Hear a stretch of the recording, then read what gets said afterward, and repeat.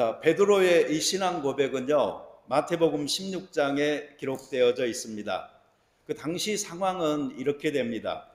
예수님께서 두 가지 질문을 하셨죠. 사람들이 인자를 누구라 하느냐? 여기에 대해서 여러 대답들이 나옵니다.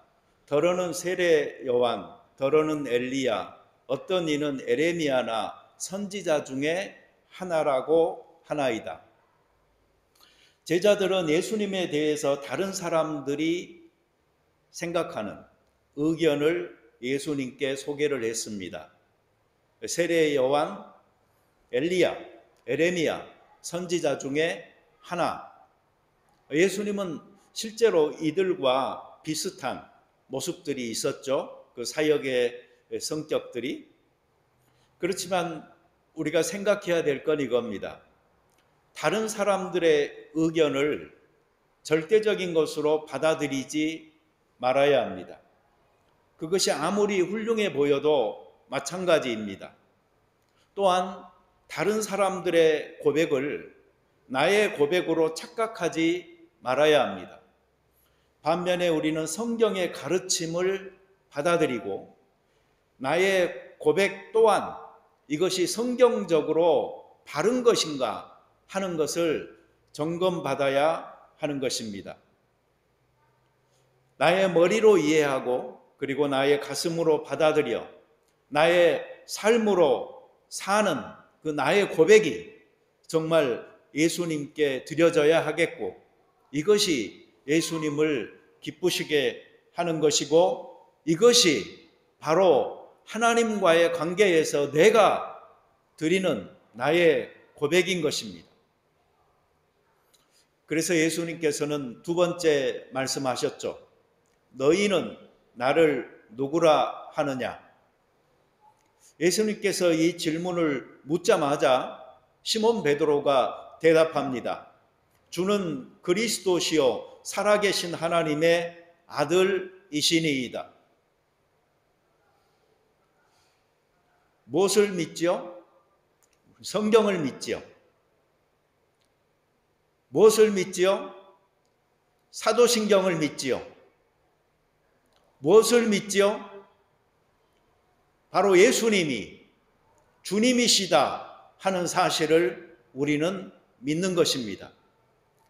그리고 초대교회가 그리고 사도들이 고백했던 최초의 신앙 고백은 바로 예수가 주이시다 하는 사실이었던 것을 기억할 때에 베드로의 주는 그리스도시요 살아계신 하나님의 아들입니다 라는 이 고백은 정말 위대한 것입니다. 왜 그렇죠?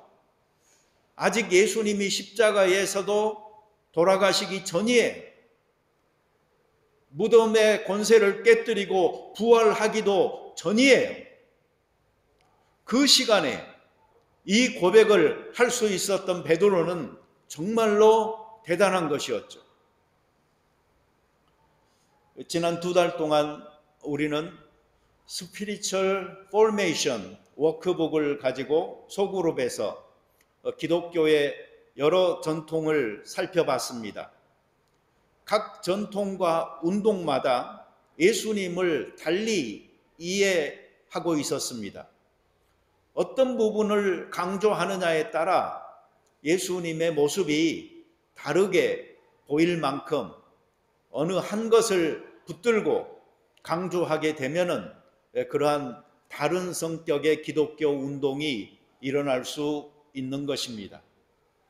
그런데 우리는 한 가지 알아야 될 게 사소한 부분들에 대해서는 서로 좀 다른 의견들을 가질 수 있다고 하지만 정말 중요한 핵심적인 신앙의 고백 그 내용에 있어서 그리스도인들은 일치해야 되는 것입니다.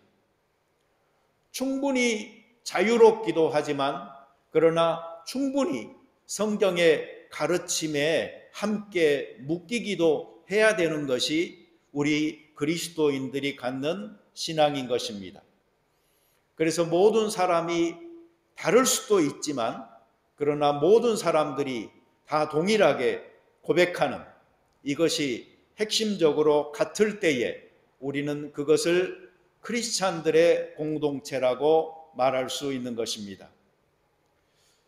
모든 사람을 모든 부분에서 다 통일되게 하려는 것은 불가능한 일입니다. 그리고 어리석은 일입니다. 가르침의 다양성을 수용해야 합니다.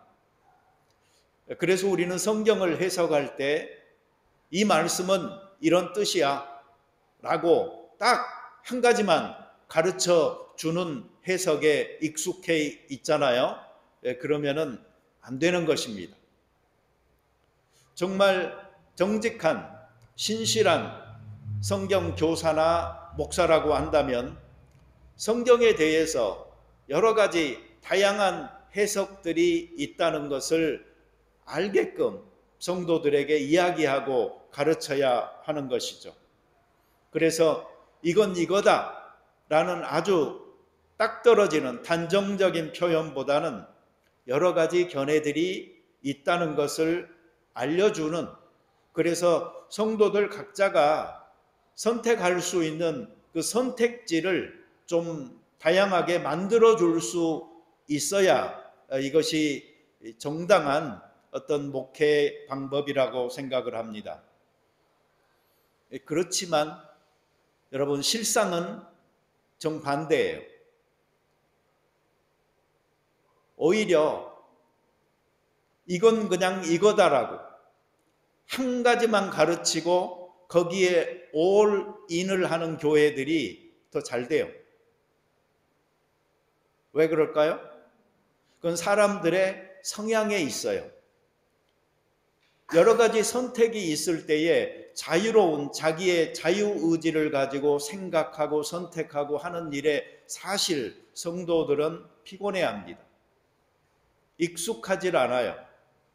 자기의 신앙으로 하나님 앞에 고백하며 살아야 하는데 그냥 남이 다 요리해서 딱 먹게끔 떠주는 것을 좋아하고 거기에 익숙한 것입니다.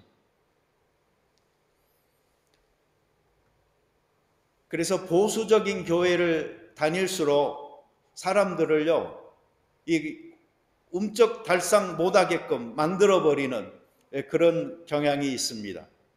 그리고 오랫동안 거기에서 훈련되다 보잖아요. 그러면 편향성이 만들어지고 집단 구성원 전체가 마치 세뇌되어 버린 듯한 그런 느낌을 우리가 받게 되는 것입니다.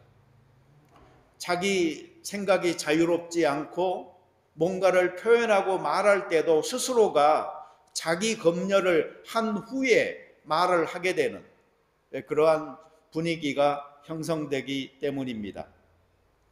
그러나 우리는 여러 전통과는 관계없이 베드로의 이 고백 속에는 모든 그리스도인들이 공유하는 아주 핵심적 상황들이 들어있다 하는 것을 알고 우리 모두는 이 신앙에서만큼은 아주 일치하여 고백하는 그런 신앙이 되었으면 합니다. 어찌 보면은 이 신앙조차 못 갖잖아요. 그러면 그리스도인이 아니라고 생각할 정도예요. 자, 당신이 누구라고요? 그리스도라고 베드로는 고백합니다. 여기서 그리스도는 메시아라는 말이에요. 메시아라는 말은 기름 부은 받은 자를 뜻하는 말이고요. 이것은 바로 구원자를 의미하는 것입니다. 예수님의 이 삼중직분론이라고 들어보셨죠? 그래서 예수님은 다스리시는 왕이시다. 중보하시는 제사장이다. 그리고 하나님에 대해서 알려주는 선지자다. 이런 의미가 있는 말입니다. 어떤 의미에서 예수님은 왕이실까요? 예수님은 자연계와 인간계와 영계를 다 호령하여서 다스리시는 분입니다. 이 왕의 통치를 받고 살아가는 그리스도인들은 순종하는 것이 원칙인 것이죠. 또한 예수님은 아버지 하나님과 죄인된 우리 사이를 중보하는 제사장입니다. 그 제사장의 중재를 받아들여서 하나님께 나아가는 것이고, 그래서 결국 그리스도를 통해서 하나님과 화해하게 된 사람들이 바로 우리들인 것이죠. 예수님은 어떤 의미에서 선지자인가요?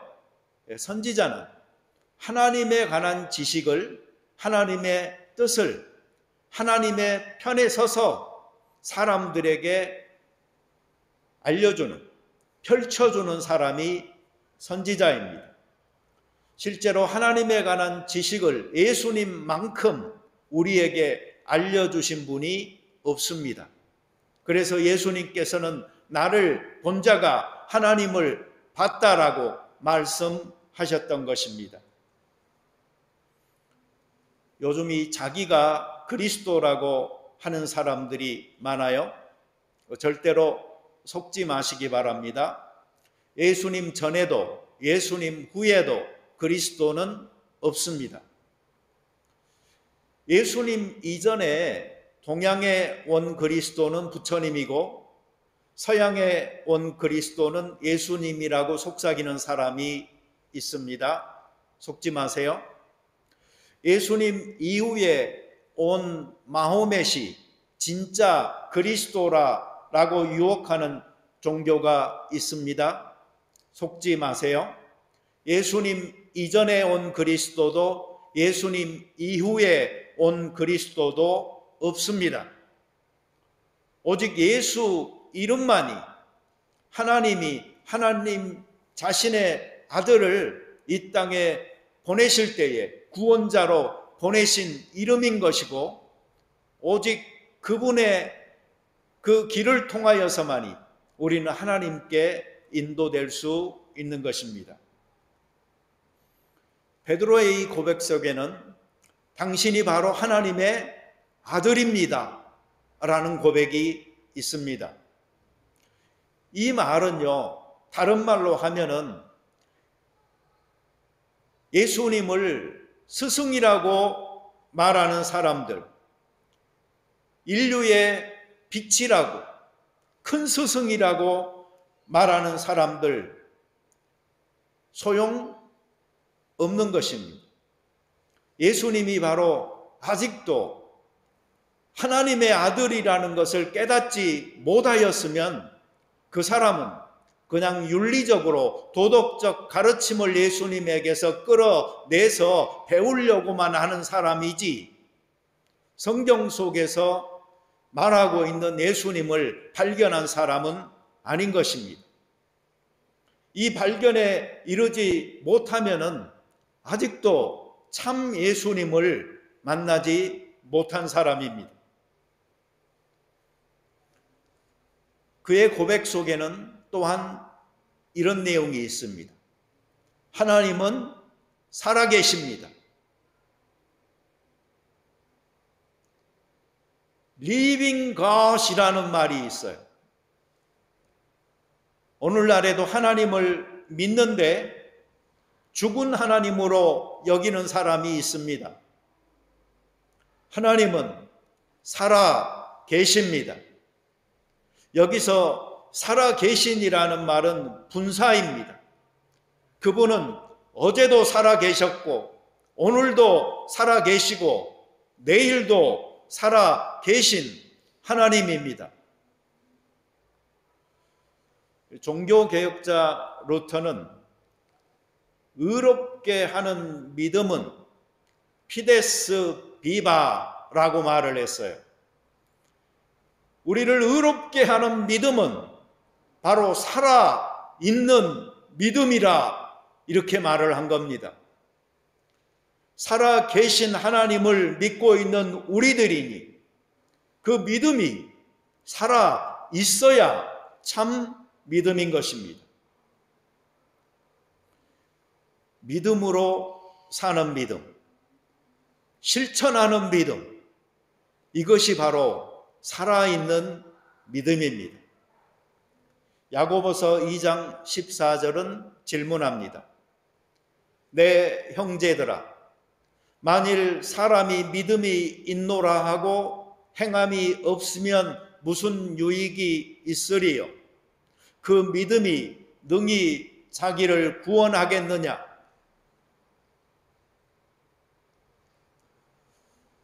우리가 계속 하나님께 등 돌리고 우리의 귀를 막아버리면은, 그래서 그분과 나의 교류가 끊어지면은 어떻게 될까요? 이것은 살아계신 하나님마저 마치 죽으신 분처럼 취급하는 일이 되는 것입니다. 그러면 결국은 누가 살까요?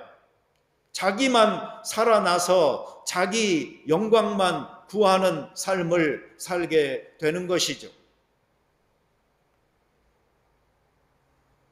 야고보서 그 17절은요, 잔인하기까지 합니다. 이와 같이 행함이 없는 믿음은 그 자체가 죽은 것이라.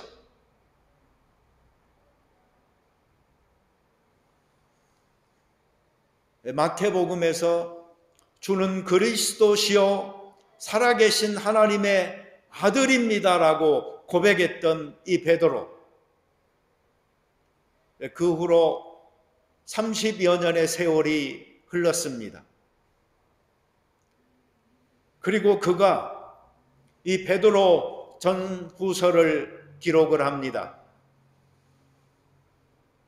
여기에 나타난 그 베드로의 믿음의 생각이라는 것은 무엇이었을까요? 이것을 가장 잘 보여주는 것이 베드로전서 1장 6절에서 9절입니다. 여기에서 베드로는 그 교회를 칭찬하고 있는데, 그 칭찬하는 내용이 무엇인지 한번 살펴보시기 바랍니다. 그러므로 너희가 이제 여러 가지 시험으로 말미암아 잠깐 근심하게 되지 않을 수 없으나 오히려 크게 기뻐하는도다. 너희 믿음의 확실함은 불로 연단하여도 없어질 금보다 더 귀하여 예수 그리스도께서 나타나실 때에 칭찬과 영광과 존귀를 얻게 할 것이니라. 예수를 너희가 보지 못하였으나 사랑하는도다. 이제도 보지 못하나 믿고 말할 수 없는 영광스러운 즐거움으로 기뻐하니 믿음의 결국 곧 영혼의 구원을 받음이라. 베드로가 말한 믿음은 첫째로 시험을 당할 때 잠깐 근심하더라도 오히려 크게 기뻐하는 믿음입니다. 둘째, 베드로가 말한 믿음은 확신하는 믿음입니다. 바로 이 확신하는 믿음이 불로 연단하여도 없어질 금보다 더 귀하다라고 이야기한 것입니다. 바로 이 믿음을 가지고 있는 자가 예수 그리스도가 나타나실 때에 칭찬과 영광과 존귀를 얻게 될 것이다 라고 이야기하고 있습니다. 셋째로 베드로가 말한 믿음은 예수를 보지 못하였지만 사랑하는도다. 보지 못하였지만 믿고 말할 수 없는 영광스러운 즐거움으로 기뻐하는 그 믿음이 베드로가 말하고 있는 믿음인 것이고, 이러한 믿음이 결과 바로 영혼의 구원을 얻게 만드는 믿음인 것입니다. 여러분, 베드로의 첫 신앙 고백, 그것은 아마 우리들 모두가 다 알고 있기도 하고 또 개인적으로 가슴속에 비밀처럼 간직하면서 늘 아뢰는 그러한 믿음이라고 생각합니다. 주는 그리스도시요 살아계신 하나님의 아들이십니다. 그러나 이 믿음만 갖고 있어서는 안 되는 것입니다. 30여 년의 세월이 흐른 다음에 베드로가 말하고 있는 고백은 바로 고통 속에서도 즐거워할 수 있는 믿음이었고, 재림하실 때 칭찬과 존귀와 영광을 받을 만큼 확신하는 가운데 거하는 믿음이었고, 그로 인하여 영혼의 구원을 받는 믿음이었던 것입니다.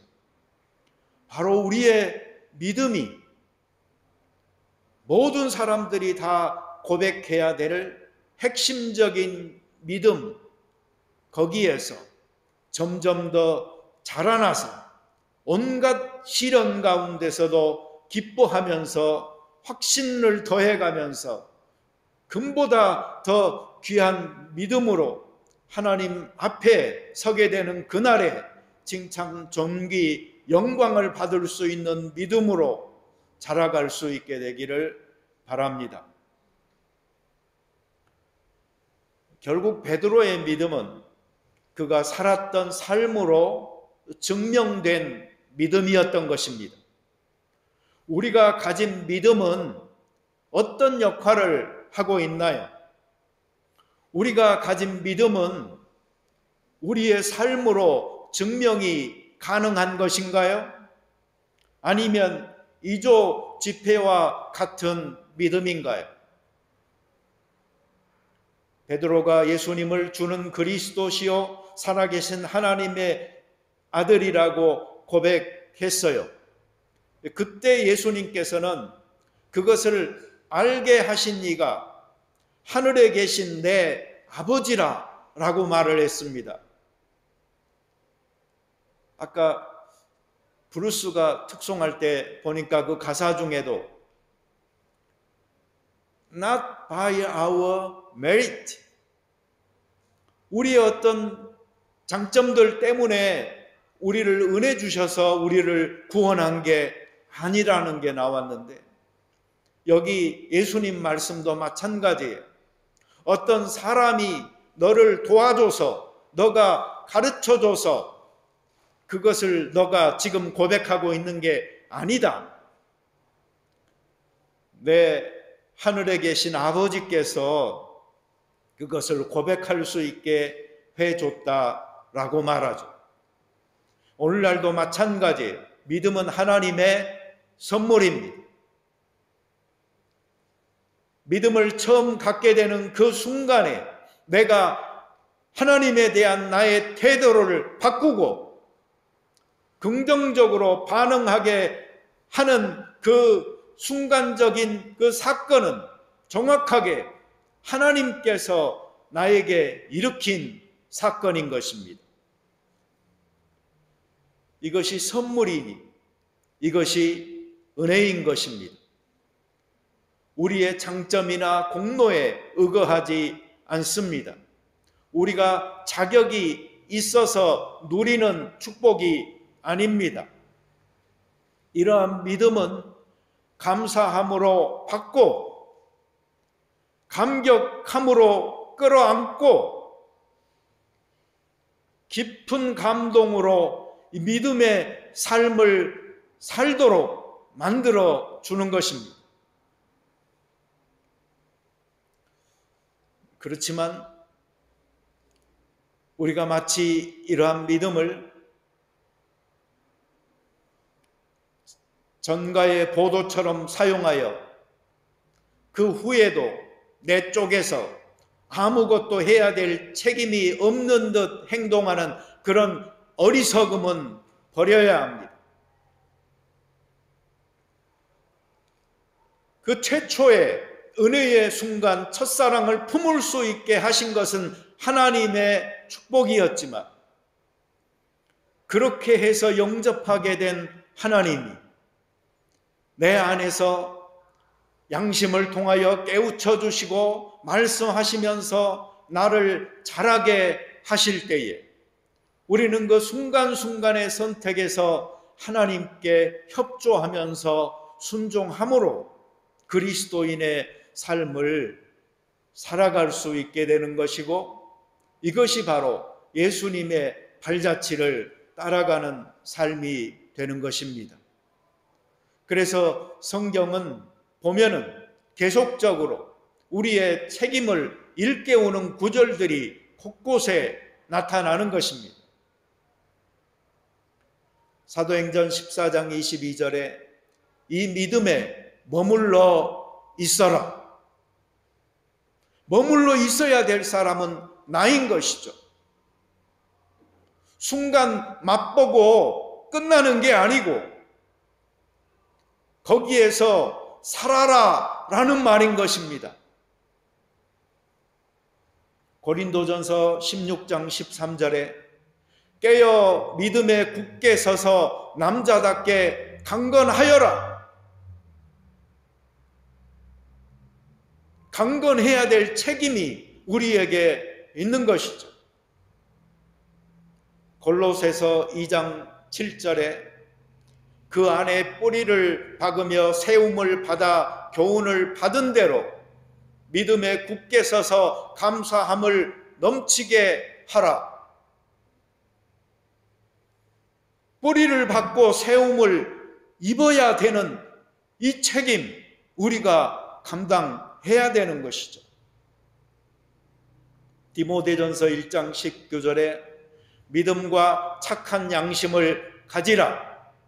어떤 이들은 이 양심을 버렸고 그 믿음에 관하여서는 파선하였느니라. 지속적으로 믿음과 착한 양심을 가지고 살아야 되는 것이죠. 디모데전서 6장 10절에 돈을 사랑함이 일만하게 뿌리나니 이것을 탐내는 자들은 미혹을 받아 믿음에서 떠나 많은 근심으로써 자기를 찔렀도다. 돈을 사랑하지 말아야 되는 것이죠. 일만하게 뿌리가를 끌어안고 어떻게 우리가 믿음으로 살 수가 있겠습니까? 디모데 후서 3장 8절에 그 사람들은 그 마음이 부패한 자여 믿음에 관해서는 버림받은 자들이니라.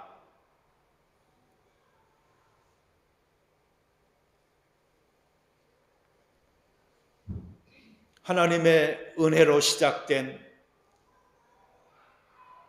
감히 우리가 표현할 수 없는 그 귀한 믿음이 우리 속에 받아들여졌을 때 우리는 그 믿음을 받은 자로서 바르게 반응하는 삶을 향하여 믿음의 삶을 아름답게 가꾸어 나아가야 하는 것입니다.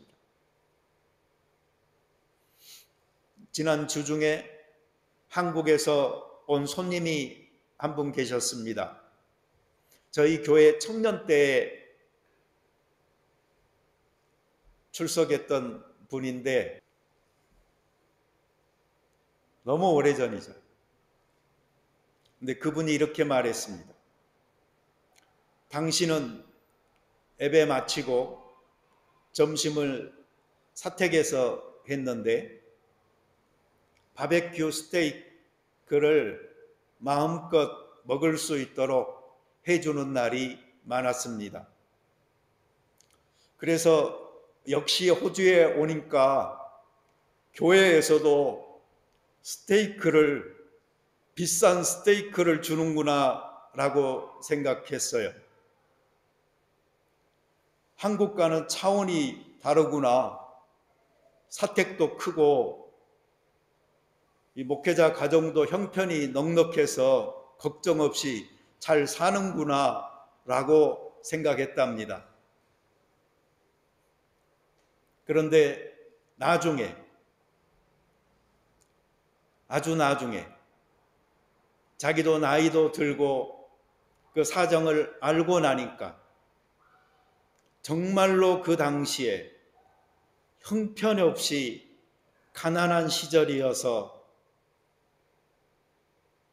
힘들었는데 그걸 몰랐다고 그런 이야기를 하더라고요. 그래서 한참을 같이 웃었습니다. 그때 집은 그 당시에 아주 좋은 동네 비크로프트에 있었거든요.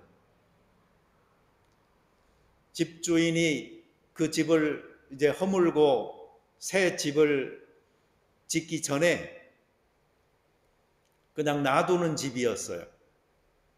그래서 저희가 주에 120불에 렌트해서 있었습니다. 그 좋은 동네에서 제일 안 좋은 집이 저희 집이었는데 그 자연 경관이 그 주변에 큰 나무들도 있고 해가지고 그 집의 그 허름한 모습들이 잘 안 보이는 거예요. 마당은 어찌나 또 넓은지. 그래서 청년들이 거기서 족구하고 하면서 오후 시간을 보냈던 기억이 납니다.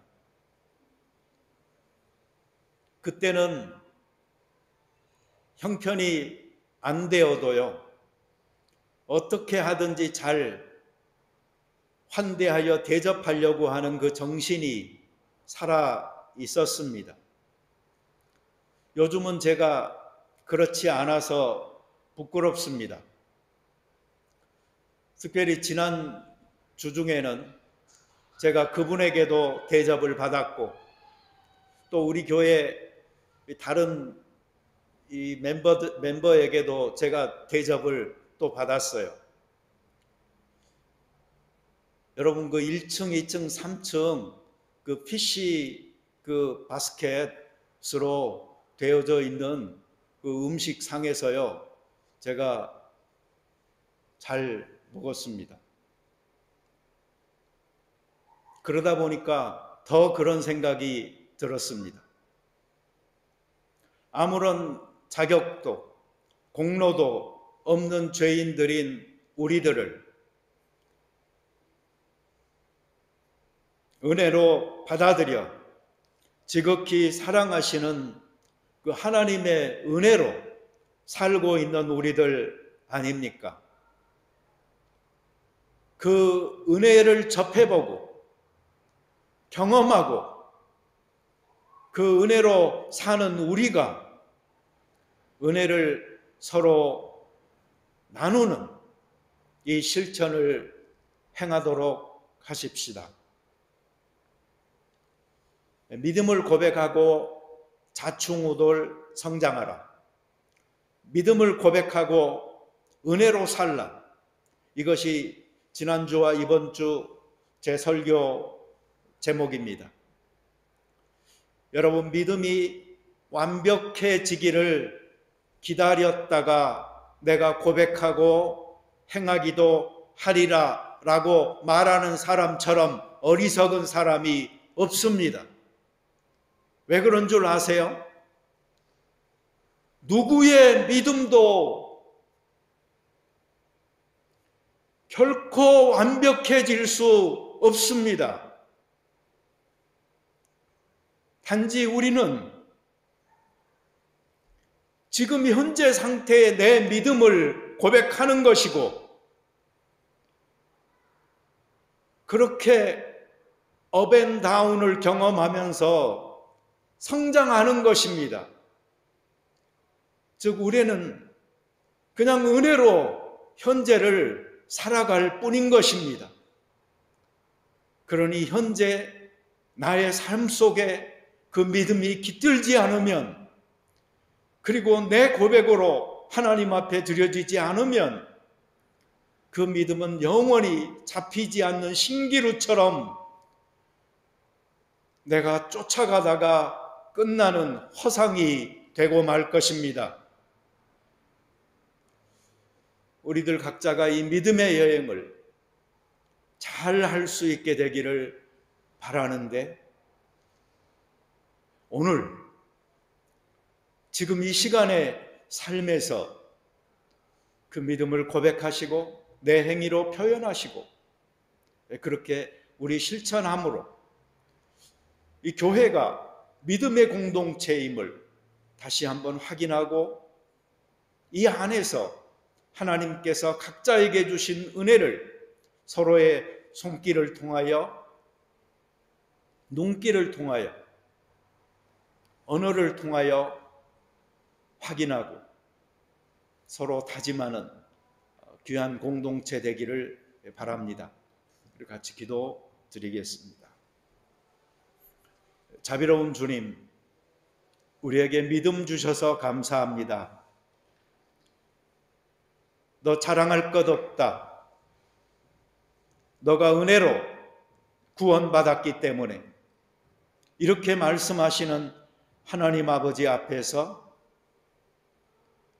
부끄러운 마음으로 감사합니다. 그 믿음 받아들이고 그 은혜 경험한 자로 미래를 설계하다 끝나는 사람이 아니고 바로 현재의 삶에서 실행하고 증명하여 보이는 귀한 은혜 모두에게 있도록 축복하여 주옵소서. 예수님의 이름으로 기도드립니다. 아멘.